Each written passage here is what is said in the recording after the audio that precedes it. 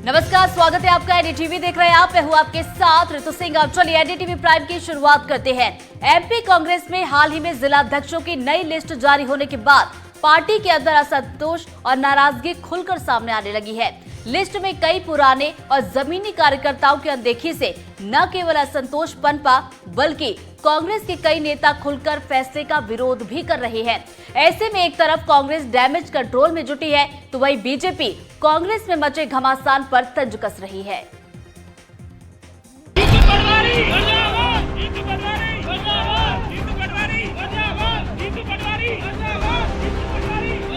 मध्य प्रदेश में कांग्रेस जिला अध्यक्षों की नियुक्ति के ऐलान के बाद से ही बवाल मचा हुआ है। सोशल मीडिया के बाद अब नाराज नेताओं और कार्यकर्ताओं का गुस्सा सड़क पर दिखने लगा है। सोमवार को फिर कांग्रेस में संगठन सृजन का विरोध देखने को मिला। नियुक्ति से नाराज कार्यकर्ताओं ने प्रवीण सक्सेना को जिला अध्यक्ष बनाए जाने पर मोर्चा खोल दिया। नाराज कांग्रेस कार्यकर्ता मोनू सक्सेना ने संगठन के चुनाव में सौदेबाजी तक का आरोप लगाते हुए कई सवाल खड़े किए। उनका आरोप है कि मंत्री विश्वास सारंग भोपाल जिला कांग्रेस को चला रहे हैं। प्रवीण सक्सेना से मंत्री विश्वास सारंग के करीबी संबंध हैं। निश्चित रूप से लेन देन होके ही ये कांग्रेस का जिलाध्यक्ष बना है, ऐसे हमारे सूत्र बता रहे हैं। मैं बड़े दावे के साथ, दस्तावेजों के साथ अभी आऊंगा, 2-3 दिन बाद मिलूंगा आपको। गाड़ी के पेपर, डिफेंडर गाड़ी के पेपर, क्यों कहां किसको मिली है, आगे क्या करेंगे, क्या रणनीति? अगले चरण में मैं मोनू सक्सेना तमाम पार्टी के कार्यकर्ताओं के साथ अपने खून से राहुल गांधी जी को, खड़गे जी को और प्रियंका जी को पत्र लिखेंगे। अब आपके सामने ये 2 तस्वीरें हैं, जिसमें पहली तस्वीर भोपाल की है, जिसका जिक्र हम कर चुके हैं, और दूसरी तस्वीर रविवार की है, जब राघौगढ़ में कांग्रेस कार्यकर्ता पूर्व मंत्री जयवर्धन सिंह को जिला अध्यक्ष बनाए जाने से लोग नाराज थे और इसी को लेकर कांग्रेस कार्यकर्ताओं ने प्रदेश अध्यक्ष जीतू पटवारी का पुतला फूंका था। साथ ही उनके खिलाफ नारेबाजी भी की थी। कार्यकर्ताओं की दलील है कि जयवर्धन सिंह कांग्रेस के बड़े चेहरों में से एक हैं। ऐसे में उन्हें गुना जिला अध्यक्ष की जिम्मेदारी देकर उनके अधिकार सीमित किए जा रहे हैं।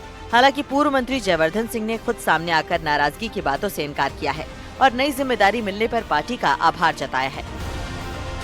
जून के माह में राहुल गांधी जी का कार्यक्रम भोपाल में हुआ था, जहां उन्होंने खुले मन से कहा था कि जो जिले का सबसे कद्दावर नेता है उसको वो जिला अध्यक्ष बनाएंगे, और जो लंबी रेस का घोड़ा है, तो ये मेरा अति सौभाग्य है कि हमारे नेताओं ने मुझे इस लायक समझा है और मुझे ये जिम्मेदारी दी है।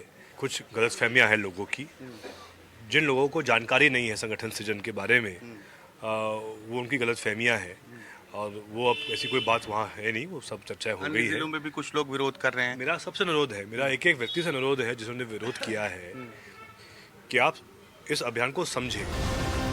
अब पार्टी के बड़े नेता कुछ भी कहें, लेकिन आम कार्यकर्ता पार्टी आलाकमान के इस फैसले से नाराज है। हालांकि बढ़ती नाराजगी को देखते हुए खुद कांग्रेस प्रदेश अध्यक्ष ने सोशल मीडिया पर पोस्ट कर लोगों को समझाने की कोशिश की थी, लेकिन विरोध खत्म होता नहीं देखकर वो फिर से सबके सामने आए और पार्टी कार्यकर्ताओं के सामने स्पष्ट संदेश दिया कि इस फैसले में खुद जीतू पटवारी ने कोई भी फैसला नहीं लिया है। ये सारे फैसले कांग्रेस आलाकमान के हैं। ये पूरी प्रक्रिया जो राहुल गांधी जी ने संगठन सृजन के कार्यक्रम में ऑब्जर्वर भेजे थे, उनकी रिपोर्ट के आधार पर किसी प्रकार का किसी नेता का कोई हस्तक्षेप इसमें नहीं हो पाया। ये बिल्कुल पहली बार हुआ है। इसके अलावा करीब 15 परिवार के लोग जो उस पैनल में थे, उन्हीं की नियुक्ति हुई। पूरी प्रक्रिया में एज ए पीसीसी चीफ मेरा इन्वॉल्वमेंट एक तरह से 0 था। 15 परिवार के लोग जिनसे राहुल जी ने सीधे फोन पे बात की। पार्टी ने जो प्रोसेस किया है सर्वसम्मति से उसको हुआ है। किसी नेता का, जीतू पटवारी का भी उसमें इतना सा भी हस्तक्षेप नहीं है। वहीं कांग्रेस में मचे घमासान को बीजेपी अवसर की तरह इस्तेमाल कर रही है। तभी तो बीजेपी के नेता कांग्रेस के भीतर पनपे कलह को एक तरफ वो अंदरूनी मामला बता रहे हैं, तो दूसरी तरफ तंज कसते हुए पार्टी में सीनियर कार्यकर्ताओं का अपमान होने की भी बात कह रहे हैं। ये चूंकि उनका आंतरिक मामला है, फिर भी उन्होंने जिस प्रकार की सीनियर कार्यकर्ता का अपमान किया है, मुझे लगता है कि इसके घातक परिणाम आएंगे और हम तो चाहते हैं कि वो कांग्रेस इस प्रकार की गलती करे, वो गलती लगातार कर रही है। निष्ठावान कार्यकर्ता का जिनका हक था, अब गुना में जो कार्यकर्ता बरसों से कांग्रेस के लिए काम कर रहे हैं, उनको लगता था कि हम जिला अध्यक्ष बनेंगे, उनका हक छीनने का काम कांग्रेस ने करके एक पूर्व मुख्यमंत्री जो बंटाढार थे प्रदेश के, जिन्होंने बंटाढार किया है, उनके बेटे को बनाया है। मुझे लगता है कि हर कार्यकर्ता का जब ऑलरेडी एक पद है तो दूसरे पद के ऊपर नहीं जाना चाहिए। और जो नई नियुक्तियां हुई है उस परिप्रेक्ष्य में भी, वैसे अब मैं कांग्रेस पार्टी में नहीं हूँ, लेकिन मैं आपको स्पष्ट रूप से बताना चाहता हूँ कि ये परंपरा रही है कांग्रेस की, मठाधीशों वाली जो है ये परंपरा रही है कांग्रेस की। आज भी जो नियुक्तियां हुई है उसके अंदर भी साफ साफ दिखाई दे रहा है, एक तरफ इनके प्रभारी आके बोल के जा रहे हैं कि हम नौजवानों को मौका देंगे, 50 साल से ऊपर की नियुक्ति नहीं करेंगे, और आखिर में वही होता है कि नई बोतल के अंदर पुरानी शराब डाल दी जाती है। ये कोई मतलब नई बात नहीं है कांग्रेस पार्टी की। बहरहाल एमपी कांग्रेस में जिला अध्यक्षों की नियुक्ति के बाद मचे घमासान को जल्द ही खत्म करना होगा और इसके लिए पार्टी आलाकमान को मोर्चा संभाल पार्टी के भीतर पनपे हुए इस अंतर्कलह को जल्द ही खत्म करना होगा, ताकि पार्टी के मिशन 2029 को बट्टा न लग जाए। क्योंकि अगर ऐसा हुआ तो दिल्ली की गद्दी से बीजेपी को बेदखल करने के उनके संकल्प को और लंबा इंतजार करना पड़ सकता है। जो कांग्रेस पार्टी के तमाम कार्यकर्ता हैं उनके भीतर नाराजगी देखने को मिल रही है इस बात को लेकर कि जो बीजेपी से जुड़े हुए लोग हैं वो कांग्रेस पार्टी को चला रहे हैं। एक धड़ा ऐसा है जो बीजेपी के कहने पर कांग्रेस के निष्ठावान कार्यकर्ताओं को वो पीछे करना चाहता है और उन्हें इसलिए पद नहीं मिल पा रहा है। भोपाल से कैमरा पर्सन राजू बाथम के साथ आकाश द्विवेदी, टीवी।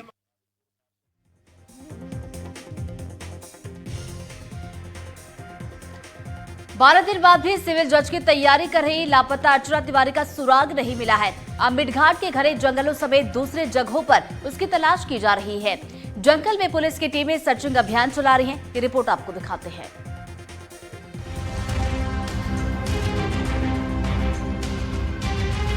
रेलवे ट्रैक की खाक छान रही ये पुलिस 12 दिन से लापता अर्चना तिवारी की खोज में सर्चिंग ऑपरेशन चला रही है। पुलिस ऐसा कोई भी क्लू गंवाना नहीं चाहती जो उसे लापता अर्चना तक ले जाने में मदद कर सके। तो वहीं जीआरपी और वन विभाग की टीम मिडघाट के जंगल में भी अर्चना तिवारी की तलाश कर रही है। मिडघाट जंगल का हिस्सा बुधनी से बरखेड़ा के बीच में है, जो कि इंदौर और कटनी के रूट पर पड़ता है। जीआरपी की 4 टीमें यहां पर अर्चना तिवारी की तलाश में जुटी हुई हैं। अर्चना का अंतिम लोकेशन इटारसी में नेट चलाते हुए मिला था। अब हम अर्चना के लापता होने और उसे खोजने के पूरे मामले को इस ग्राफिक्स के जरिए समझने की कोशिश करते हैं। कहां है अर्चना? 12 दिन से लापता है अर्चना तिवारी। अभी तक अर्चना तिवारी के बारे में कोई सुराग नहीं मिला। मिडघाट के जंगलों में गिरने की आशंका जताई जा रही है। मिडघाट जंगल का हिस्सा बुधनी से बरखेड़ा के बीच में है। जीआरपी और वन विभाग की टीम जंगल में सर्चिंग ऑपरेशन चला रही है। जीआरपी की 4 टीमें यह अर्चना तिवारी की तलाश में जुटी हुई हैं। 7 अगस्त को रक्षाबंधन के दिन हॉस्टल से अर्चना निकली थी। इंदौर बिलासपुर एक्सप्रेस से कटनी के लिए रवाना हुई थी। इंदौर से उसे कटनी स्थित अपने घर जाना था। भोपाल पहुंचने तक उसने अपने परिवार से बातचीत भी की थी। सह यात्रियों के मुताबिक भोपाल तक अर्चना सीट पर ही बैठी थी। अर्चना तिवारी इंदौर में रहकर सिविल जज की तैयारी कर रही थी। इंदौर बिलासपुर एक्सप्रेस से कटनी के लिए निकली थी। ट्रेन से वो कटनी नहीं उतरी, लेकिन उसका बैग उमरिया में ट्रेन के अंदर मिला। कॉल रिकॉर्ड में बहुत ज्यादा जानकारी नहीं मिली है। ऐसे में परिवार के लोगों की बेचैनी बढ़ रही है। वहीं अब रानी कमलापति स्टेशन पर अर्चना की खोजबीन रोक दी गई है। परिजनों ने हर स्टेशन, जंगल और शहर में उसकी तलाश की, लेकिन नाकामी ही हाथ लगी। मिसिंग अर्चना तिवारी मामले में सुराग तलाशने के लिए वन विभाग और रेलवे की संयुक्त टीम बुधनी के रेलवे ट्रैक और आसपास में सर्च ऑपरेशन चला रही है। संयुक्त टीम करीब 25 किलोमीटर लंबे रेलवे ट्रैक पर अलग अलग हिस्सों में सर्च करती नजर आ रही है। हालांकि सर्चिंग ऑपरेशन में उफनते नाले से गुजरते समय टीम को नाला पार करने में काफी मशक्कत करनी पड़ी। इसके बावजूद सर्चिंग टीम लगातार तलाश कर रही है। जो CDR वगैरह डेटा भी निकाला गया था, जिसके अंदर वो भोपाल में लास्ट टाइम बात करते हुए दिखी है और उसके बाद में उसका मोबाइल इटारसी के आसपास पे कहीं पे बंद हुआ है। तो हम लोगों ने भोपाल से स्टार्ट कर जो है वो इटारसी और इटारसी के आगे जबलपुर तक काफ़ी जो ऐसे एरियाज़ है जिन जिन एरियाज़ के अंदर संभावना है वहाँ पे हमारी 20-20, 25-25 लोगों की टीमें जो है वो 5-5 किलोमीटर के पैच में भी एक सर्चिंग अभियान भी चलाया था, जिसमें 2 से 3 दिन तक हम लोगों ने जो है वो उन पैच पर कॉन्सेंट्रेट कर जो है वो सर्चिंग करी है, मगर अभी सर्चिंग के अंदर जो है वो हमें कुछ मिला नहीं है। सुना आपने, पुलिस उस रूट पर अर्चना की तलाश तो कर रही है, साथ ही साथ उस रूट के जितने भी थाने हैं सभी जगह इसकी सूचना दे दी गई है कि कोई भी क्लू अगर अर्चना तिवारी से जुड़ा हुआ मिले तो फौरन उसकी जानकारी दी जाए ताकि लापता अर्चना तिवारी को खोज निकालने में मदद मिल सके। पूरे रूट के थाने हैं जिसमें जीआरपी के भी थाने आते हैं और उसके बाद में पटरी के आसपास में जो लोकल जिलों के थाने हैं उन सभी थानों में सूचना भी भेजी है कि अगर इस तरीके का कोई शव या अमर पंचनामा मिलता है तो उसके संबंध में जानकारी देवे, और हमारी टीमें जो है वो हर एक थाने को कवर करते हुए 1 to 1 उसकी जानकारी भी जो है वो ली गई है। बहरहाल पुलिस लापता अर्चना को खोज निकालने की पूरी कोशिश में लगी हुई है, लेकिन 12 दिन बाद भी अभी तक उसके हाथ खाली हैं और अभी तक कोई ऐसा सुराग भी हाथ नहीं लगा जिससे जांच को आगे बढ़ाया जा सके। 100% प्रयास लगाकर जो रेल पुलिस है, इसके अलावा अन्य थाने की जो पुलिस है वो कोशिश कर रही है कि अर्चना तिवारी को सकुशल बरामद किया जाए। इसके अलावा जो भी अन्य अलग अलग एंगल या फिर कोई संदेह हो सकता है उसके आधार पर भी जांच पड़ताल की जा रही है, लेकिन फिलहाल कोई सुराग पुलिस के हाथ नहीं लगा है। भोपाल से कैमरा पर्सन राजू बाथम के साथ आकाश द्विवेदी, एनडीटीवी। मध्य प्रदेश में कहीं खाद तो कहीं फसल बीमा न मिलने को लेकर किसानों में नाराजगी है। खाद के लिए किसानों में मारामारी मची है। कांग्रेस ने खाद किल्लत से परेशान किसानों के समर्थन में छिंदवाड़ा में अब प्रदर्शन किया है, तो वहीं आगर मालवा में भी किसान सड़क पर दिखाई दिए। वहीं इस मुद्दे पर कांग्रेस ने अब आंदोलन की घोषणा कर दी है। ये रिपोर्ट देखिए। सड़क जाम कर हंगामा कर रहे ये शख्स पेशे से किसान है। वैसे तो इनका काम खेतों में अनाज उगाना है, लेकिन सरकार और प्रशासन ने जब इनकी जरूरतों को समय पर पूरा नहीं किया तो ये सड़क पर उतरकर हंगामा करने के लिए मजबूर हो गए। तस्वीरें आगर मालवा की, जहां 3 गांव के किसानों ने नेशनल हाईवे पर चक्का जाम कर दिया। इनका कहना है कि 2018 के बाद फसल बीमा राशि नहीं मिलने से वो परेशान है, जबकि बीमा के प्रीमियम की राशि किसानों ने बराबर चुकाई है। ये तो रही आगर मालवा में फसल बीमा न मिलने से किसानों की नाराजगी की तस्वीरें। अब हम आपको छिंदवाड़ा ले चलते हैं। यहाँ किसान सड़कों पर खाद के लिए संघर्ष करते दिखाई दिए। किसानों के इस संघर्ष में विपक्ष का भी साथ मिला। कांग्रेस नेताओं ने परासिया रोड स्थित खाद वितरण केंद्र पर बड़ी संख्या में किसानों और पार्टी कार्यकर्ताओं के साथ जुटे और प्रदर्शन कर सरकार तक अपनी बात पहुंचाने की कोशिश की। हालांकि इस बीच एक ऐसी भी तस्वीर सामने आई जब प्रदर्शन के बीच एक महिला बेहोश हो गई, जिसे फौरन इलाज के लिए अस्पताल ले जाया गया। वहीं दूसरी तरफ कांग्रेस और किसानों का आंदोलन जारी रहा। खाद की किल्लत से रोजाना 2-4 हो रहे किसानों ने अपने दर्द को कुछ इस तरह से बयान भी किया है। सर मैं वो नाइट के 1 बजे नाइट से लाइन लगा हूँ, सर मेरे को यूरिया नहीं मिल रहा है। और ये छोटे छोटे बच्चे स्कूल छोड़कर अभी यूरिया दिया। कितने बजे कहाँ से आए आप? मैं आया हूँ हरना खेड़ी कनरगांव डैम से। कितने बार आ चुके हैं यहाँ पे? जी यहाँ में 5-6 बार आ गया सर। और ये पास का पेट्रोल का भी पैसा आने में खर्च हो रहा है, जितनी की यूरिया नहीं ले रहे उसके पेट्रोल कितना है सर। सरकार से एक ही विनती है कि हम अन्नदाता हैं। अन्नदाता मतलब दाता है, भिखारी नहीं है, दान करने वाला है। आज वो लाइन में लगा है यहाँ पर, किसके कारण? अव्यवस्था के कारण।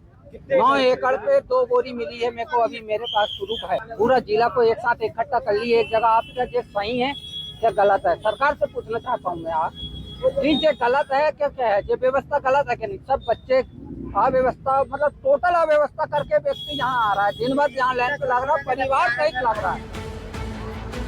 वहीं नगर निगम अध्यक्ष और कांग्रेस नेता सोनू मांगो ने आरोप लगाया कि छिंदवाड़ा के सांसद विवेक बंटी साहू खाद को लेकर बड़े बड़े दावे करते हैं, लेकिन वितरण केंद्रों पर किसानों को खाद नहीं मिल पा रहा।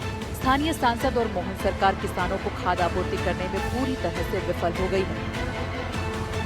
1 एकड़ पे 2 बोरी की बात उन्होंने कही थी कि हम 1 एकड़ पे 2 बोरी देंगे, लेकिन 1 एकड़ पे 1 बोरी भी 2 बजे किसान लाइन में लग रहा है, दूसरे दिन 8 बजे तक किसान को यूरिया खाद नहीं मिल पा रही है। सर स्थानीय सांसद का कहना है कि खाद की आपूर्ति पूरी हो रही है। बिल्कुल कहना, बिल्कुल उनका कहना है।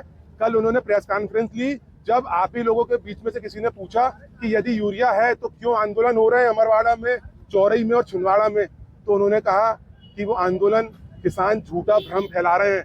तो इतने किसान यहाँ खड़े हैं, झूठे हैं, वो किसानों को झूठा कह रहे हैं। बहरहाल खाद की किल्लत से कई किसान खाद लूटने पर मजबूर हैं, तो कई घंटों से कतार में खड़े हैं। अब किसानों की इस परेशानी को विपक्ष का साथ मिल गया है। एक तरफ कांग्रेस किसानों के साथ प्रदर्शन कर रही है, तो वहीं पूर्व सीएम कमलनाथ ने खाद संकट को लेकर सोशल मीडिया पर पोस्ट कर सरकार को चेतावनी दी है। पूर्व सीएम ने लिखा है कि 20 अगस्त को छिंदवाड़ा में कांग्रेस आंदोलन करेगी, ताकि किसानों को सरकार जल्द से जल्द खाद मुहैया करा दे और अन्नदाता अपने खेतों में खाद का छिड़काव कर अपनी फसल को बचा सके। आगर मालवा और छिंदवाड़ा से एनडीटीवी के लिए जफर मुल्तानी के साथ शाश्वत शर्मा की रिपोर्ट।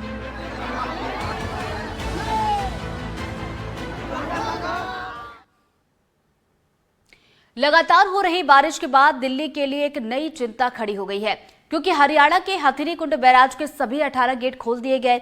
1 लाख क्यूसेक से ज्यादा पानी छोड़ा गया है, जो कि दिल्ली की तरफ पहुंचने वाला है। यमुना के किनारे रह रहे लोगों के लिए ये बड़ा खतरा हो सकता है। इस बीच दिल्ली में यमुना डेंजर लेवल को क्रॉस कर गई है। ये रिपोर्ट देखिए।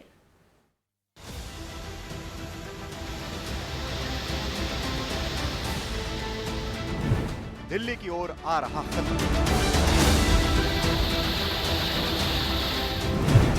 खतरे के निशान के पार यमुना।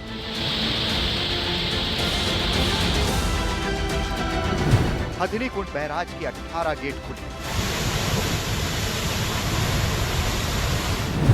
राजधानी कैसे झेलेगी इतना पानी? लगातार हो रही बारिश के कारण यमुना उफान पर है। हथिनीकुंड बैराज से लगातार पानी छोड़ने के बाद यमुना का जल स्तर वार्निंग लेवल के पास पहुंच गया है। जानकारी के मुताबिक यमुना नदी के जल स्तर में तेजी से बढ़ोतरी हो रही है और किसी भी वक्त ये दिल्ली में खतरे के लेवल तक पहुंच सकता है। यमुना का जल स्तर डेंजर मार्क को पार कर चुका है। हम आपको बता दें कि डेंजर मार्क 205.33 मीटर पर होता है। अब उसके पार यमुना का जल स्तर पहुंच चुका है। अभी हम एक बोट में मौजूद हैं और आपको लगातार तस्वीरें दिखा रहे हैं मेरे कैमरा पर्सन अशोक महाले की। आप देख सकते हैं कि कहां तक यमुना का जो पानी है वो पहुंच चुका है। अब इसके लिए पूरी दिल्ली सरकार हाई अलर्ट पर है और जो तमाम जो लोग रहते हैं निचले इलाके में उन्हें जो है सेफ प्लेस पर रीलोकेट करें। साथ ही साथ जो है लगातार मॉनिटरिंग कर रही है दिल्ली सरकार। ये दिल्ली सरकार की तरफ से कहना है। दिल्ली में जो खतरा बढ़ रहा है उसकी वजह है हथिनीकुंड बैराज से छोड़ा गया पानी। ये बैराज दिल्ली के पास हरियाणा के यमुनानगर में है। जब भी यहाँ से पानी छोड़ा जाता है दिल्ली में बाढ़ का खतरा मंडराने लगता है। हथिनीकुंड बैराज के सभी 18 गेट खोल दिए गए हैं। बैराज से 1.16 लाख क्यूसेक पानी छोड़ा गया है। हथिनीकुंड बैराज से छोड़े गए पानी को दिल्ली पहुंचने में आमतौर पर 48 से 50 घंटे लगते हैं। माना जा रहा है कि दिल्ली में यमुना नदी का जल स्तर 19 अगस्त तक 206 मीटर तक पहुंचने की संभावना है। वैसे दिल्ली में यमुना का डेंजर लेवल 205.33 मीटर माना जाता है। सोमवार करीब 2 बजे ये 205.36 मीटर हो गए। इसे देखते हुए डीडीएमए और दूसरी एजेंसियां काम पर लग गई हैं। नदी किनारे रह रहे लोगों को बाहर निकाला जा रहा है। सर, यहाँ पर आपने चेतावनी तो दी है तमाम लोगों को, तो ये चेतावनी लगातार हर घंटे दी जा रही है जैसे जैसे लोग बाहर आते हैं हम उनको समझाते हैं इस चीज़ के लिए, और पानी बढ़ भी रहा है अंदर। ये चीज़ हम बता भी रहे हैं और हमारे को जो डिस्ट्रिक्ट के द्वारा जो आदेश दिए गए हैं हम उनको फॉलो करते हुए सब चीज़ बता रहे हैं इन्हों को। पुराने रेलवे ब्रिज पर हर साल यमुना के बढ़ते पानी पर नजर रखी जाती है। यहाँ पानी की रफ्तार और उफान देखकर आप समझ सकते हैं कि यमुना कितनी तेजी से बढ़ रही है। ये दिल्ली से सटा फरीदाबाद है। यहाँ के बसंतपुर में पानी घुस चुका है। जान और माल की सुरक्षा को देखते हुए कई लोगों ने मकानों को खाली कर दिया है। पुलिस और प्रशासन के लोग लोगों को सुरक्षित स्थानों पर जाने के लिए कह रहे हैं। Bureau report, NDTV India.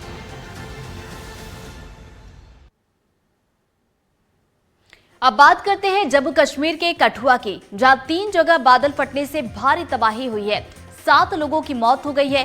कई इलाकों का संपर्क भी कट गया है। दुर्गम रास्तों को पार कर एनडीटीवी की टीम तबाही वाली जगह पर पहुंची। ये रिपोर्ट देखिए।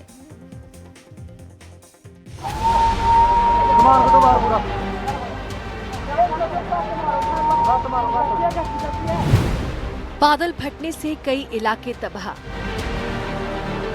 पुल टूटा, गांव का संपर्क कटा, घरों में मलबा ही मलबा, जान हथेली पर रख नदी पार। मुश्किलों का सामना कर पहुंची एनडीटीवी की टीम।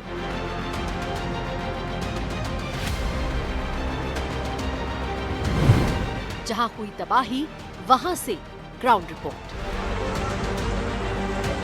बादल फटने से कठुआ में ऐसी तबाही आई कि अब तक लोग उबर नहीं पाए हैं। 7 से 8 गांवों से संपर्क टूट गया है।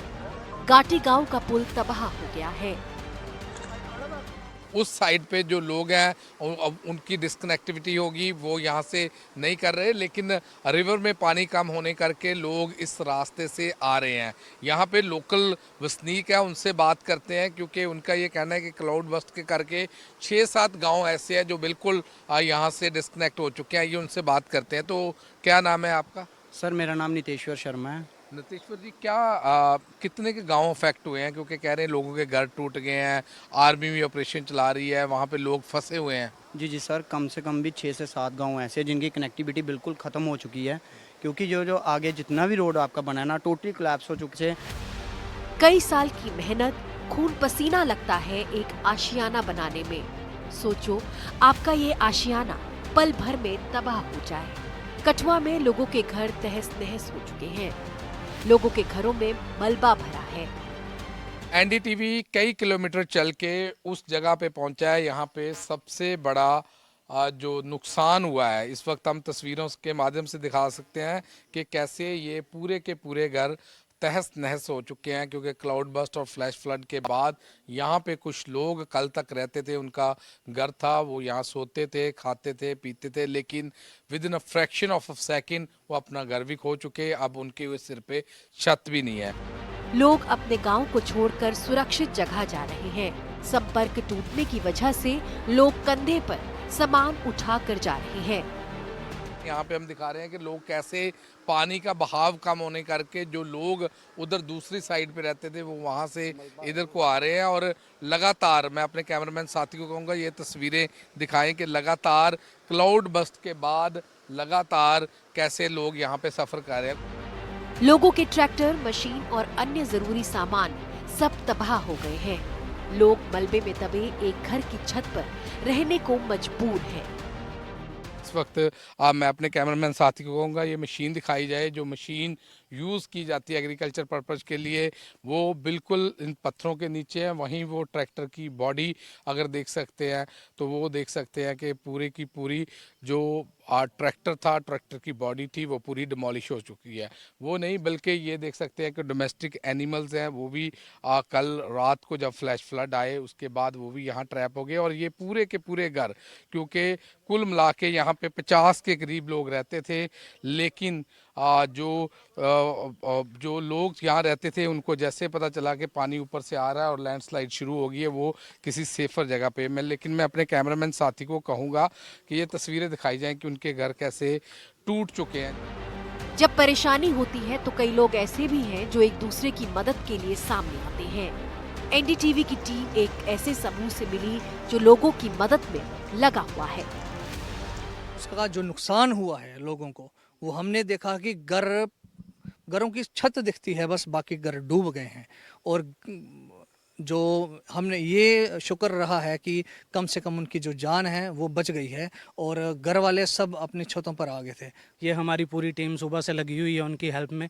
जितना इनसे हो सक रहा है, जितना मतलब अपने से पॉसिबल है, वो सब कुछ पॉसिबल इनको प्रोवाइड, हर चीज़ की प्रोवाइड करवाने की कोशिश कर रहे हैं हम अपनी तरफ से। बास्ता गांव में भी ऐसे ही हालात हैं। पुल टूटने की वजह से लोग जान हथेली पर रखकर नदी पार कर रहे हैं। लोग परेशान हैं कि अब तक कोई मदद नहीं मिल पाई है। आने जाने में कई परेशानियों का सामना करना पड़ रहा है। क्लाउड बस्ट हुआ था ऊपर, वहाँ पे डोड में आई थिंक वहाँ पे भी कुछ हुआ है, तो वो हाँ क्लाउड बस्ट हुआ था, तो पानी डिवाइड हो गया। एक आई थिंक जंगलोट वाली साइड चलेगा, एक यहाँ पे पानी आ गया, तो उस वजह से पूरा पहाड़ था ना, जो पहाड़ ही पूरा नीचे आ गया। काइंड ऑफ छोटा सा नाला था, पर वो इवेंचुअली काफ़ी मतलब बड़ा क्रिएट हो गया। तो फिर पूरा जितना मटेरियल था, सारे जो बोल्डर्स वगैरह थे जितने, सब मतलब सारा वो पूरा। तो आपको किसी ने अलर्ट किया था कि लैंडस्लाइड हो सकती है, जिसके कारण आप अलर्ट थे, अलर्ट होने करके आप बाहर आ गए? एक्चुअली मेरे तो रिलेटिव थे, मैं यहाँ पे आया था, पर एक्चुअली हुआ क्या था कि उन्होंने जैसे ही बाहर आए ना, वो देखने लगे ना कि पानी ज़्यादा आने लगा है, तो वो दिख गया था कि ऊपर से क्या हो रहा है, पता चल जाता आपको कि अब होने वाला है कुछ ना कुछ, तो वो जस्ट निकले हैं, तो उस वजह से बस उनकी बस जान बची है। कठुआ में राहत और बचाव कार्य अभी जारी है, लेकिन लोगों को आम जिंदगी पर लौटने में अभी वक्त लगेगा। कठुआ से गुरप्रीत सिंह छीना के साथ ब्यूरो रिपोर्ट, NDTV इंडिया।